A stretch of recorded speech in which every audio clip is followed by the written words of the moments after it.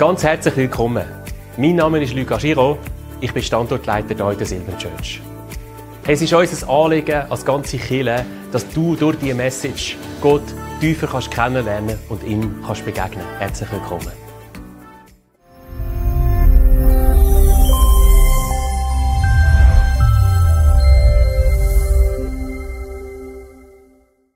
Wir dürfen reden über Jesus und meine Bedürfnisse. Und ich würde euch gerne mitnehmen in meine Studiumszeit, weil während meiner Studienzeit hat Gott mich ein bisschen auf die Probe gestellt. Ich weiss nicht, was für euch Entspannung ist. Für mich war es eine mega lange Zeit zu gamen. Ich habe das schon in meiner Kindheit angefangen. Es war immer so ein Spiel, das ich mir jedes Jahr neu gekauft habe. Und zwar war das FIFA. Das ist so ein Fußball-Simulationsspiel. Und ich habe das stundenlang wirklich gezockt und gespielt und alles. Und es ist dann, je älter ich geworden bin, ist es auch immer mehr so ein bisschen mein Weg geworden zum Abschalten. Und ich würde sagen, ich bin so einigermaßen gut drin, weil ich habe gegen sehr viele von meinen Kollegen gewonnen, wenn ich gegen sie gespielt habe. Und mit einem Kollegen habe ich dann mal so einen Plan ausgeheckt und wir haben gesagt, komm, jetzt geben wir mal Vollgas und schauen, wie weit schaffen wir es online so in die Rangliste rein. Und wir haben dann online gespielt, wir haben uns über Weihnachten, Neujahr wirklich beide in unsere Zimmer eingesperrt und haben gespielt ohne Ende. Und am Schluss sind wir wirklich in der Top 10 auf der Weltrangliste gelandet. Und das ist so mein grösster Erfolg in meiner Gaming-Karriere gewesen. Das wäre jetzt der Moment für einen Applaus eigentlich. Genau, auf jeden Fall. Das ist so, dort bin ich um die 20 gewesen und dann später bin ich ins Studium gekommen und ich hatte die Gewohnheit immer noch so ein bisschen gehabt. Und es war mein Weg gewesen, zum Abschalten. Und in meiner theologischen Ausbildung haben wir amigs so Gebetsmorgen gehabt. Und am einen Gebetsmorgen redet Gott zu mir und er sagt, hey, hast du nicht das Gefühl, dass du die Zeit, die du fürs Gamen brauchst, dass du deinen Fokus ein bisschen anders setzen könntest im Leben? Und ich so, das kann nicht Gott gewesen sein. Das ist irgendwie komisch. Auf jeden Fall, ich habe gemerkt, hey, das Gamen hat so einen hohen Stellenwert in meinem Leben. Und Gott hat mir gesagt, hey, hör auf Gamen und ich glaube, du wirst so viel ein erfüllteres Leben haben und du wirst so viel Zeit auch fürs Anderes haben. Und ich habe Konsequenz gezogen, meine Playstation eingepackt und sie nie mehr auspackt. Und seither spiele ich nur noch im Unlocked ab und zu FIFA. Und ich muss sagen, ich bin jetzt Anfangs 30. Und es tut mir schon noch gut, wenn ich so gegen die 16-, 17-Jährigen immer noch gewinne und immer noch merke, gerade letzten Freitag habe ich gegen Person, ich nenne jetzt keinen Namen, habe ich 6-0 gewonnen und ich habe gemerkt, es macht mega etwas mit mir und darum ist es gut, dass ich aufgehört habe mit Gamen. Genau, so viel zu mir und meiner Playstation. Bei dir ist es vielleicht nicht das Gamen, aber wir alle haben Bedürfnisse in unserem Leben.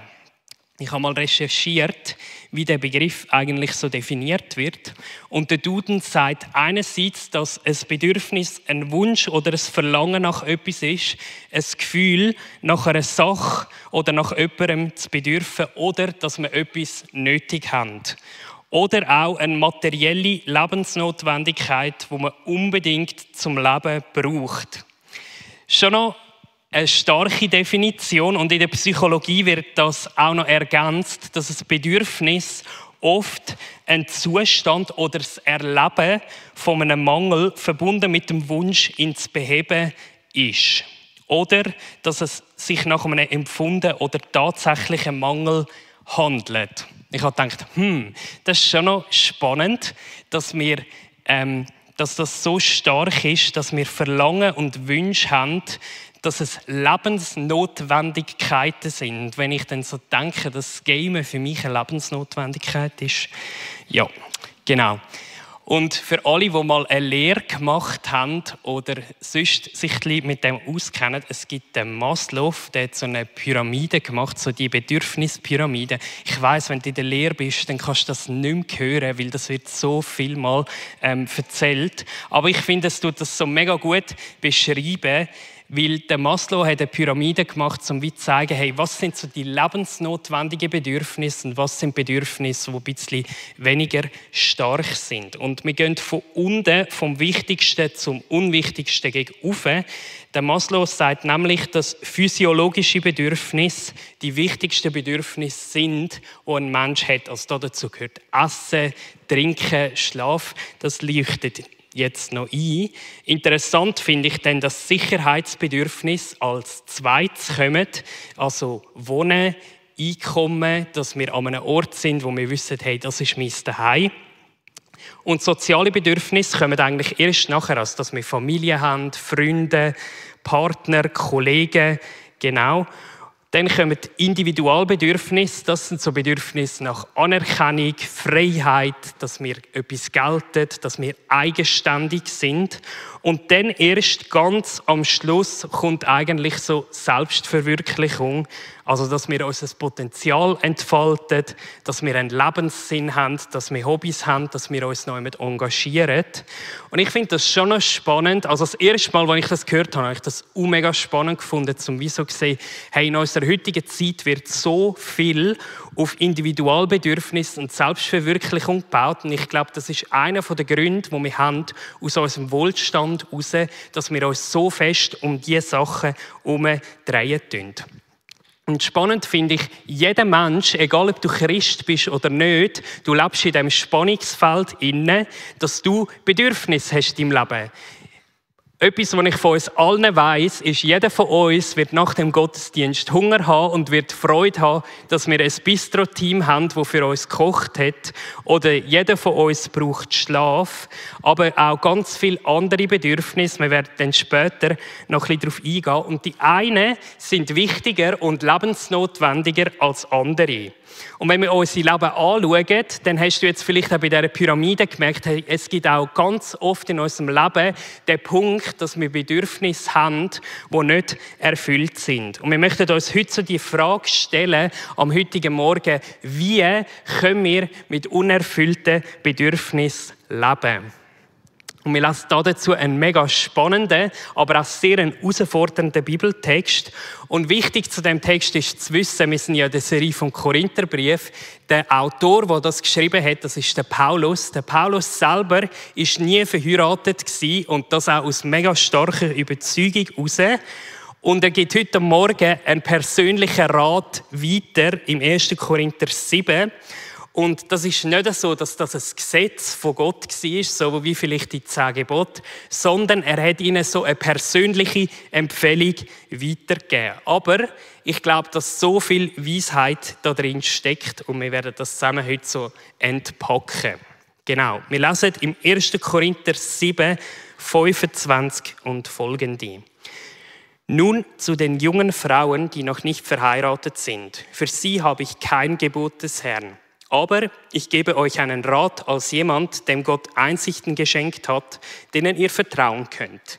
Wegen der schweren Zeiten, die uns bevorstehen, halte ich es für das Beste, wenn ein Mensch unverheiratet bleibt. Wenn du eine Frau hast, dann löse die Ehe nicht auf. Glück gehabt. Wenn du keine Frau hast, dann heirate nicht. Solltest du aber doch heiraten, so ist das keine Sünde. Und auch wenn eine junge Frau heiratet, ist das keine Sünde.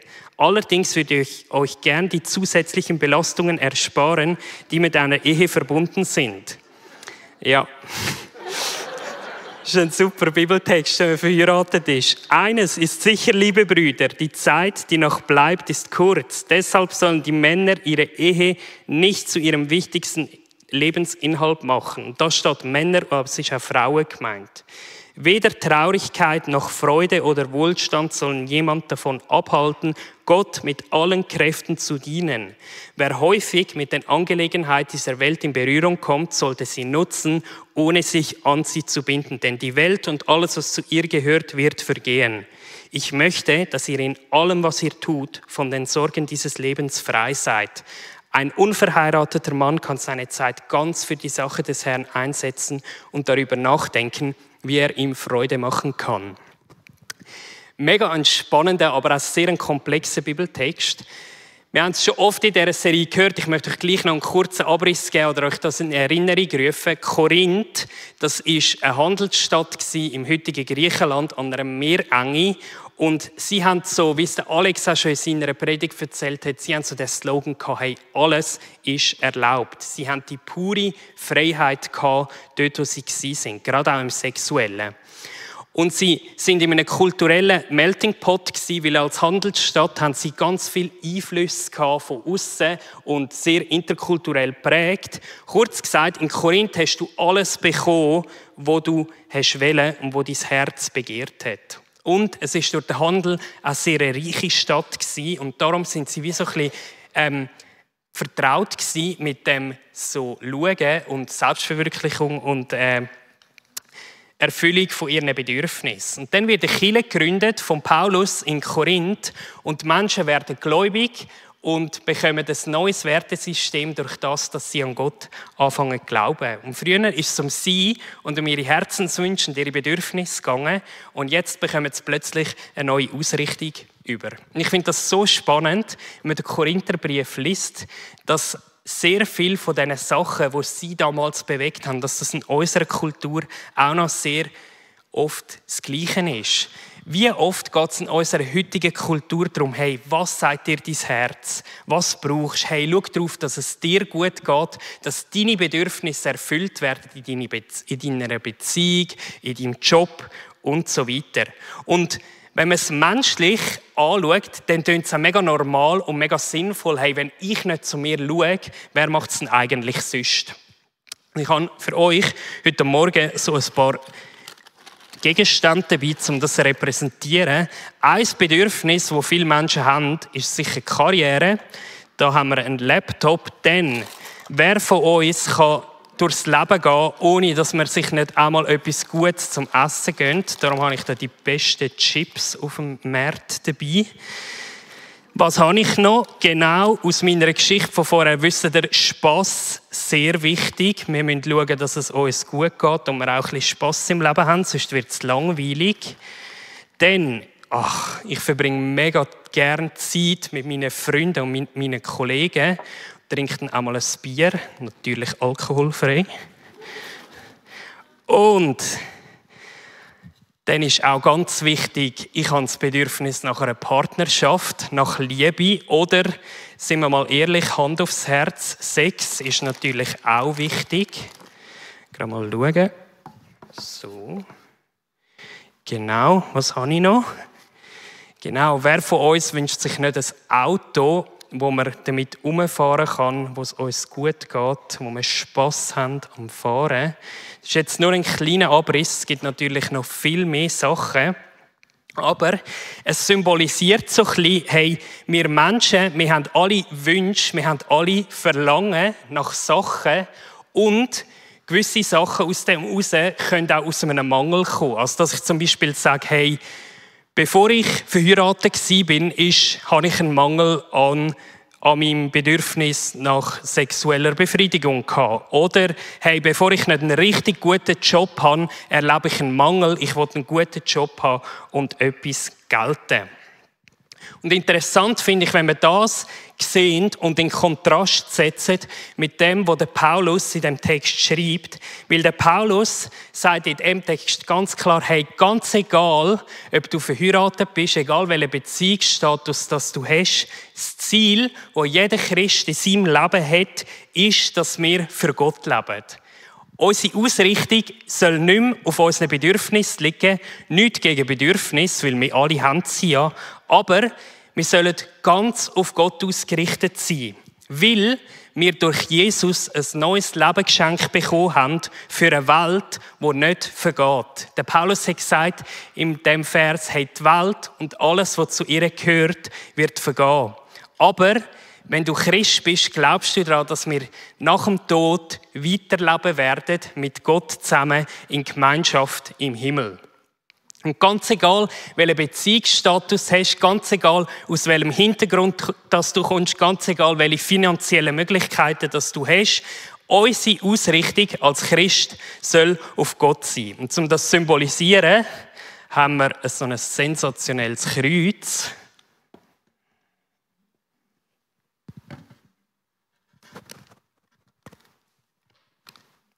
Genau. Und jetzt sehen wir, mit all unseren Bedürfnissen, die wir haben, kommt als Christ wie auch noch Jesus oder Gott ins Spiel. Und das heisst nicht, dass all unsere Bedürfnisse einfach weg sind. Nur weil ich Christ geworden bin, kann ich nicht jede Nacht durchmachen und muss nicht mehr schlafen.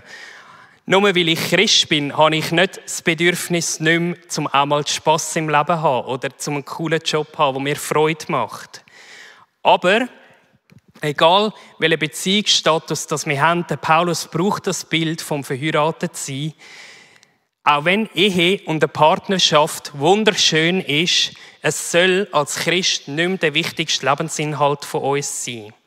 Und das spricht einerseits zu all den Menschen, die verheiratet sind, verlobt oder in einer Beziehung, aber das spricht auch zu den Singles. Wenn dein Leben nur oder zu einem starken Teil von der Suche nach einem Partner geprägt ist oder nach der Erfüllung von deinen sexuellen Bedürfnissen, dann schiessen wir am Ziel vorbei. Was der Paulus uns sagen möchte, ist, hey, wir sollen für mehr leben als nur für unsere Bedürfnisse. Wie können wir das machen? Ich habe es schon gesagt, nur weil wir anfangen an Jesus zu glauben, nur weil wir gläubig werden, gehen unsere Bedürfnisse nicht einfach so weg. Aber was der Paulus uns aufzeigen möchte, ist, dass wir eine neue Perspektive bekommen. Wir bekommen eine andere Perspektive, als bevor wir gläubig geworden sind.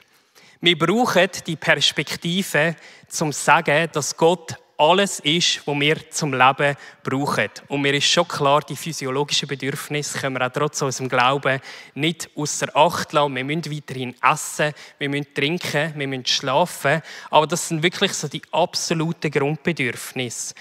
Alles, was wir zum Leben brauchen, ist Jesus. Und das klingt mega radikal, aber es ist das, was die Bibel uns lehrt. Jesus, als er auf dieser Welt war, hat er gesagt, ich bin nicht ein guter Weg zum Leben, sondern er hat gesagt, ich bin das Leben. Also Jesus ist nicht einfach so ein schöner Zusatz, den wir in unserem Leben haben können, dass unser Leben ein bisschen besser ist, sondern Jesus ist das Leben. Und diese Perspektive hat der Paulus auch im Philipperbrief gehabt, wo er gesagt hat, hey, ich kann alles. Ich kann hungrig sein, ich kann satt sein, ich kann Mangel haben, ich kann Überfluss haben, weil ich weiss, dass Gott alles ist, was ich zum Leben brauche. Was heisst das konkret? Konkret heisst das, wenn wir unser Leben mit Jesus leben, bekommen wir eine neue Sicht, eine neue Perspektive auf unsere Bedürfnisse und auch auf unsere Sorgen und Nöte, die mit nicht erfüllten Bedürfnissen zusammenhängen. Früher ist es um mich gegangen, um meine Bedürfnisse, die ich Jesus noch nicht gekannt habe. Und jetzt kann ich ein Leben führen, so, als würde mir das Leben gar nicht gehören. Im Vers 30 und 31, ich möchte das nochmal vorlesen, steht, weder Traurigkeit noch Freude oder Wohlstand sollen jemanden davon abhalten, Gott mit allen Kräften zu dienen. Wer häufig mit den Angelegenheiten dieser Welt in Berührung kommt, sollte sie nutzen, ohne sich an sie zu binden, denn die Welt und alles, was zu ihr gehört, wird vergehen. Und ich bin jetzt heute Morgen nicht da und stand da und sage, hey, ich habe das gecheckt. In meinem Leben geht es nur noch um Jesus und ich habe all meine Bedürfnisse im Griff. Sondern ich sehe so oft in meinem Leben auch, dass irgendwelche Bedürfnisse kommen und einen zu hohen Platz, einen zu hohen Stellenwert in meinem Leben anfangen einzunehmen. Und eine Frage, die wir uns in diesem Zusammenhang stellen können, ist, hey, gönnt mir Gott denn überhaupt noch gut? Wenn Gott sagt, er ist alles, was wir zum Leben brauchen, dann könnte man ja die Frage stellen, ja, gönnt er mir denn überhaupt noch, dass ich etwas Gutes habe? Und ich glaube, es ist so wichtig zum Verstehen, es geht nicht darum, dass Gott uns nicht Erfüllung von unseren Bedürfnissen gönnt oder dass er uns es gönnt, wenn wir uns mal gut gehen lassen, wenn wir Zeit mit unseren Kollegen verbringen oder mit der Familie. Gott freut sich mit dir, wenn es dir gut geht. Gott freut sich mit dir, wenn du eine Beförderung bekommst an deiner Arbeitsstelle. Gott freut sich mit dir, wenn du einen schönen Abend hast, wo du mal ein Bier kannst trinken mit Freunden. Gott freut sich mit dir, wenn du einen Partner findest. Ich habe oft das Gefühl, wenn es uns gut geht, dann haben wir so das Gefühl, das ist Gottes Wirken in unserem Leben. Und wenn es dann mal schwierig wird, dann muss es gerade eine Anfechtung sein. Der Paulus schreibt mega klar, hey, wir sollen die Sachen, die da in der Welt sind, lernen nützen, ohne dass wir uns anfangen, an sie zu binden. Und egal wie es uns geht, egal wie unsere Umstände aussehen, wir sollen uns nicht davon abhalten lassen, unseren Fokus auf Jesus zu richten und Gott mit allen Kräften zu dienen. Wir sollen uns nicht so fest an sie binden, weil wir die Perspektive haben auf Jesus. Und es ist ganz wichtig auch zum Verstehen, in der Bibel, es gibt keinen Bibelvers, wo Gott uns die Erfüllung von all unseren Bedürfnissen verspricht. Es gibt keinen Bibelvers, wo du finden wirst, wo Gott sagt, hey, er wünscht sich, dass du alles, was du dir im Herzen wünschst, in Erfüllung kommt. Aber was er uns verspricht, ist, dass er mit uns ist. Was er uns verspricht, ist, dass er für dich sorgt. Was er uns verspricht, ist, dass er alles ist, was wir brauchen. Und ich verstehe es, in der Schweiz, muss man ehrlich sagen, tönt das vielleicht nicht ein bisschen realitätsfremd. Weil, sind wir ehrlich, wir haben so viele Möglichkeiten. Wir können Karriere machen, wir können uns ein cooles Leben aufbauen, wir können uns einen guten Job aufschaffen, dass wir viel Geld verdienen. Und ich glaube wirklich, eine der grossen Herausforderungen in diesem Thema ist, dass wir im postmodernen Westen leben, wo wir unbegrenzte Möglichkeiten haben gefühlt. Und für uns ist es viel schwieriger zu verstehen, wie wir mit unerfüllten Bedürfnissen umgehen können. Wenn du mit einem Christ in Nordkorea oder im Nahen Osten redest, der unter massiver Verfolgung lebt, der kann dir ganz andere Sachen erzählen, wie man mit unerfüllten Bedürfnissen lebt. Ich denke da zum Beispiel an den Taggottesdienst zurück, wo uns ja das auch gesagt worden ist. Keine Verfolgung ist schlimmer als Verfolgung. Es ist ja so, dass wenn du dein Leben hingibst, wenn du Jesus dein Leben anleihst, also du leihst es ja förmlich an, dann bedeutet das, dass das Leben, das du lebst, nicht mehr dein eigenes Leben ist. Auch da, der Alex hat das so stark in seiner Predigt gezeigt. Unser Leben und auch unsere Körper, sie gehören nicht mehr uns, sondern sie gehören Gott. Und in erster Linie kommt da gerade so unser Freiheitsdenken rein. Boah, das klingt mega fremdbestimmt, mega einschränkend. Aber wenn wir tiefer gehen, merken wir, hey, es ist es eigentlich gar nicht, weil wir haben einen Gott, der für uns ist, der es gut mit uns meint. Ein Gott, der sich freut, wenn es uns gut geht und ein Gott, der mega nahe ist, gerade in Schwierigkeiten drin. Und ich glaube, wenn wir ein grosses Geheimnis heute Morgen entschlüsseln können für uns, dann ist es, wenn wir mehr verstehen, dass Gott unser Leben gehört und er für uns sorgt, dann führt uns das in die ultimative Freiheit hinein. Eine Freiheit, wo du dir selber mit der Erfüllung von deinen Bedürfnissen und mit deiner Selbstverwirklichung nie könntest erarbeiten. Es ist eben genau nicht Einschränkung, sondern im Gegenteil, wenn wir verstehen, wenn ich verstand, dass mein Leben komplett Gott gehört und dass er für mich sorgt, dann bewirkt das Freiheit von Sorgen und nicht, weil ich muss mich ja nicht mehr um das kümmern. Ich weiss, hey, Gott, der Schöpfer von Himmel und Erde, wo alles in seiner Hand hat, er sorgt für mich. Und es gibt mir einen neuen Fokus in meinem Leben. Ich muss mich nicht mehr um all meine Bedürfnisse kümmern, weil ich weiss, Gott sorgt für mich. Und er gönnt es mir, wenn es mir gut geht. Und wir müssen nicht irgendwie Verfolgung suchen oder schlechte Sachen, sondern Gott gönnt es mir, wenn es mir gut geht. Aber ich muss mich in erster Linie nicht um die Erfüllung von meinen Bedürfnissen kümmern. Und mit dieser Perspektive können wir es dann auch lernen, mit unerfüllten Bedürfnissen zu leben. Es geht mir nicht mehr darum, dass ich ein krasses Auto fahren kann. Es geht mir nicht mehr darum, dass ich den Spass in meinem Leben immer suche. Und ganz extrem, wenn ich Single bin, kann ich mir sogar überlegen, ob ich auf einen Partner verzichten kann, um mein Leben ganz für Gott einzusetzen. Und das klingt mega krass, wenn man das so sagt. Aber wir leben für mehr als nur für diese Welt. Wenn du Christ bist, dann ist das ein Fingernagel zum Vergleich, was nachher noch kommt. Wenn du ein wunderschönes Leben hier auf der Erde hast, es ist nicht mal ein Briefmärkchen von dem, was wir im Himmel mal erleben werden. Wir brauchen die Perspektive für die Ewigkeit. Hey, die Ewigkeit, das wird alles sprengen, was wir uns vorstellen können. Und was sind unsere 80, 90 Jahre da auf der Erde schon? Und eine weitere Frage, die man stellen könnte, ist der Paulus denn jetzt gegen Ehe? Ich möchte die letzten 5 Verse von dem Bibeltext noch lesen. Für einen verheirateten Mann ist das sehr viel schwerer.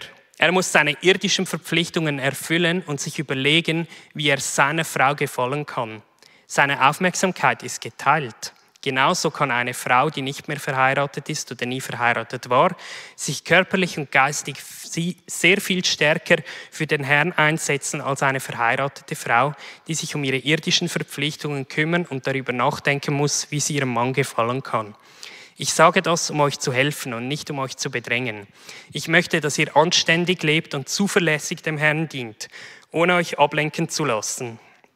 Wenn ein Mann nun der Meinung ist, er sollte seine Verlobte besser heiraten, weil es ihm sonst schwerfällt, seine Leidenschaft zu kontrollieren und es kann nicht anders sein, so ist das gut und keine Sünde. Sie sollen heiraten. Wenn er jedoch innerlich fest entschlossen ist, nicht zu heiraten und es besteht keine Notwendigkeit und er beherrscht sein eigenes Verlangen, dann ist es besser, nicht zu heiraten.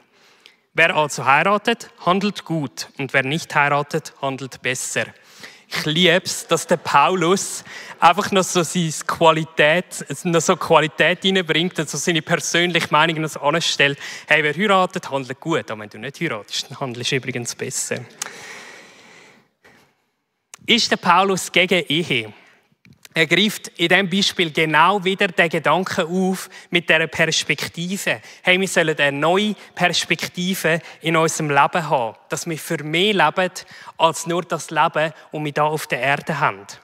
Was der Paulus uns hier sagen möchte, ist, hey, wenn du eine unteilte Hingabe für Gott haben möchtest, dann kann dich das vielleicht bedenken lassen, dass du nicht heiraten möchtest. Und es ist effektiv so, wenn du verheiratet bist, dann hast du nicht mehr die gleiche Freiheit wie vorher.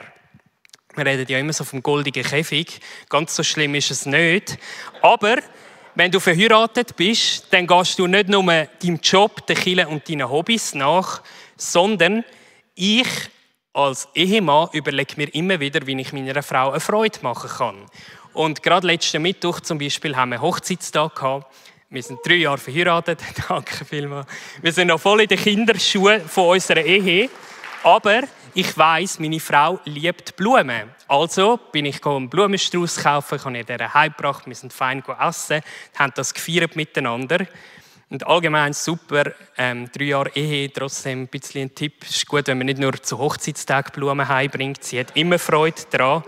Dann, ja, genau. Dann gehe ich ins Fitness, dass ich gut aussehe für meine Frau, aber auch, dass ich gesund bin. Das macht sie übrigens auch. Meine Frau macht sich schön für mich. Sie kauft schöne Kleider, sie tut sich schminken, dass sie mir gefällt. Meine Frau räumt meine Socken auf, die ich in der Stube liegen lasse, amix. Ganz selten und sie dann vergessen. Es ist ein Fakt, dass wenn man verheiratet ist, dass unsere Gedanken nicht nur sich um Gott und die Kirche und sein Reich drehen, sondern wir haben eine irdische Verpflichtung unserem Partner gegenüber. Und der Paulus sagt in einem anderen Brief auch, hey, es ist gut, dass ihr die Verpflichtung habt, euch um eure Frau dreht. Um euren Partner, nicht nur um die Frau. Und als Single hast du das nicht. Und du kannst viel mehr machen. Und das soll aber nicht ein Zwang sein, dass jetzt einfach alle Singles nicht mehr heiraten sollen. Aber ich glaube, gerade in der heutigen Zeit ist das zum Teil ein bisschen verloren gegangen. Und wir stellen das als Kirche sicher auch so an. Manchmal habe ich wirklich das Gefühl, dass es ein bisschen so eine Zweiklassengesellschaft ist. Es sind die Verheirateten und die in einer Beziehung sind. Und dann die anderen, das sind Singles. Und die sind wie in so einem Wartezimmer und warten darauf, bis sie endlich mal in die andere Liga aufsteigen können. Ich möchte dich als Single heute Morgen fragen, hast du dir die Frage wirklich mal gestellt, ob du diesen Deal eingehen möchtest und dir wirklich, ein Stück weit sagen, hey, ich gehe die irdische Verpflichtung im Wissen, dass ich nicht mehr unteilte Hingabe an Gott haben kann. Und ich möchte später auch noch darüber reden. Ich glaube, als Kirche ist es so wichtig, wir Menschen, die in einer Beziehung sind, die verheiratet sind, wir haben eine Verpflichtung gegenüber unseren Singles. In der Kirche, in der Ehe, genau. Auch wenn es den Anschein macht, der Paulus ist nicht gegen Ehe, er hält sie auch nicht für moralisch schlechter. Er gibt einfach seine persönliche Meinung weiter. Und wenn wir Paulus sein Leben anschauen, in der Bibel, wenn es ein bisschen verfolgt in den Apostelgeschichten, in allen Briefen, dann denke ich mir manchmal, hey, was der für grossartige Sachen mit Gott erlebt hat, was der hat können tun. Ich glaube, er hätte seinen Dienst nicht im gleichen Maß können tun, wenn er verheiratet gewesen wäre. Und das ist ihm aber sicher auch nicht langweilig geworden. Zum nochmal den Vers 28 vorlesen. Solltest du aber doch heiraten, so ist das keine Sünde. Und wenn eine junge Frau heiratet, ist das keine Sünde. Allerdings würde ich euch gerne die zusätzlichen Belastungen ersparen, die mit einer Ehe verbunden sind. Genau. Über das haben wir schon geredet. Ich finde es so interessant, die Frage zu stellen, hey, wie können wir mit unerfüllten Bedürfnissen leben? Und ich glaube, ganz viele Menschen sind da und du kennst das aus deinem eigenen Leben. Ich kenne es auch aus meinem Leben. Es ist überhaupt nicht so, dass all meine Bedürfnisse erfüllt sind, nur weil ich verheiratet bin. Und ich möchte das einfach nochmal aufgreifen. Hey, wir leben für mehr als nur für uns. Wir leben für mehr als dafür, dass wir unsere Bedürfnisse hier auf der Erde erfüllen können. Und manchmal merke ich in meinem Leben, dass es Sachen gibt, die so kommen und immer grösser werden und den Platz Jesus streitig machen, wo er in meinem Leben eigentlich hat. Und ich möchte dich herausfordern, frag dich mal, geh nachher mal in dich oder stell Gott die Frage, hey, gibt es Sachen in meinem Leben, wo dir den Platz, wo dir den Stellenwert wegnehmen? Gibt es Bedürfnisse, die zu gross werden und dir den Platz streitig machen? Und wir haben ein ganz cooles Gebetsteam, das mit dir auch anhört und mit dir zusammen Sachen anschauen kann. Und gerade mit den unerfüllten Bedürfnissen, glaube ich, hey, so eine Perspektive zu haben, das passiert nicht von heute auf morgen. Das ist nicht, du entscheidest dich heute am Morgen, ich habe jetzt die Perspektive und dann ist es für alle Zeiten geregelt. Ich glaube, das sind immer wieder die kleinen Entscheidungen. Immer wieder sagen, hey, Jesus, du hast den höchsten Platz in meinem Leben. Ich möchte dir vertrauen, dort, wo es schwierig ist, wenn es mir gut geht, in Krankheit, in Gesundheit, in allem. Und ich möchte uns als Kirche auch heute Morgen fragen, hey, lebe ich als Teil der Kirche die Gemeinschaft so, dass sich andere, wenn sie unerfüllte Bedürfnisse haben, sich wohlfühlen? Ich konnte ja letzte Woche nicht predigen, weil ich Magen-Darm-Grippe hatte. Wir waren wirklich am Durchsuchen.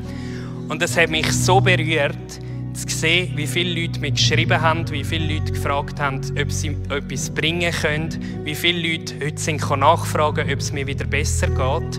Und ich habe einfach so gedacht, hey, das ist das, wie Kirche eigentlich sein soll. Und das soll nicht nur sein, wenn der Pastor krank ist und nicht predigen kann, sondern das wünsche ich mir für uns als Kirche, dass wir eine Familie sind. Dass wir eine Familie sind, wo man füreinander schaut, wo man füreinander einsteht. Und ich glaube, jeder von uns kann sich heute Morgen fragen, lebe ich als Teil der Kirche so, dass sich andere mit unerfüllten Bedürfnissen wohlfühlen können. Und es ist so, es gibt viele Menschen da innen, die nicht verheiratet sind, die keinen Partner haben. Und wenn du nicht verheiratet bist, dann bringt das sicher auch ein gewisses Maß an Alleinsein mit sich. Und manchmal verschrecke ich, wie fest verheiratete Menschen anfangen, sich nur um sich und um ihre Partnerschaft zu drehen und vergessen, den Blick gegen aussen zu richten und zu sehen, es gibt noch so viele andere Menschen, die das eben nicht haben. Und es war nie gedacht, als Kirche, aber auch als Verheiratete, dass wir anfangen, uns um uns selber zu drehen. Es ist gut, dass wir investieren in unsere Partnerschaften. Aber wir dürfen nicht vergessen, wir sind eine Familie. Und in der Familie schauen wir für alle und nicht nur für die, wo wir es gut können und wo wir es gerade gerne haben. Es sollte Alltag sein bei uns als Kirche, dass wenn es Menschen nicht gut geht, dass wir sie unterstützen, dass wenn Menschen traurig sind, dass wir ihnen beistehen. Und ich glaube, gerade auch bei alleinstehenden Singles oder auch anders geschlechtlich empfindenden Menschen, wir können ihnen so eine Würde geben und eine Gemeinschaft, die sie in nicht-christlichen Kreisen nicht finden. Und ich glaube, das ist das, was Jesus als Vision hatte, als er auf die Erde kam und Kirche gegründet hat.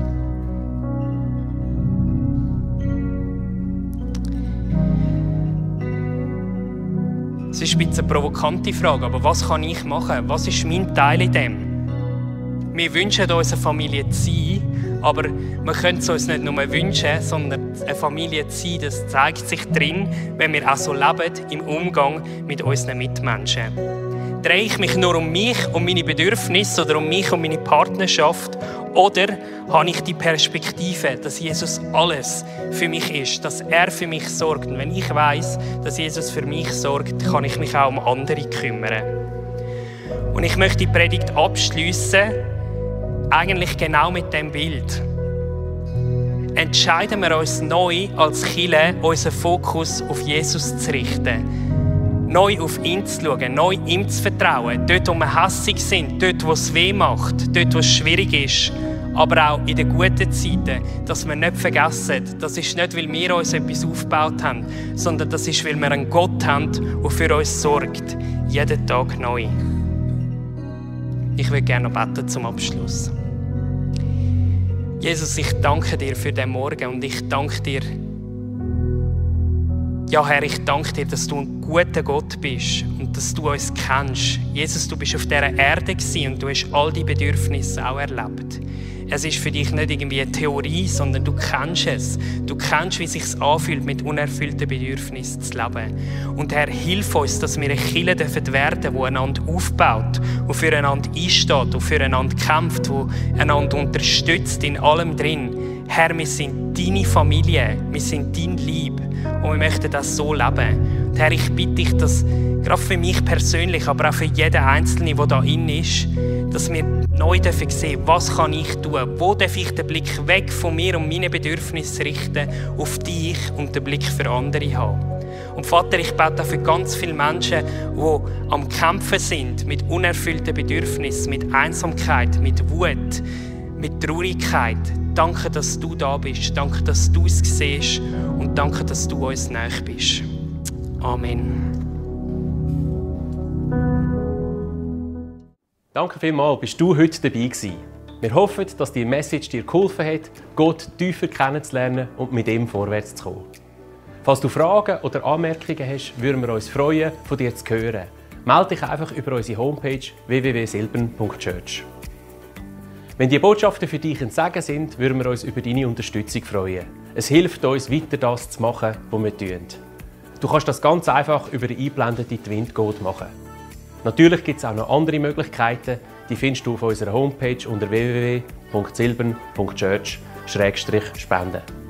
Hey, und so wünschen wir dir Gottes Segen und seine Power. Bis gleich.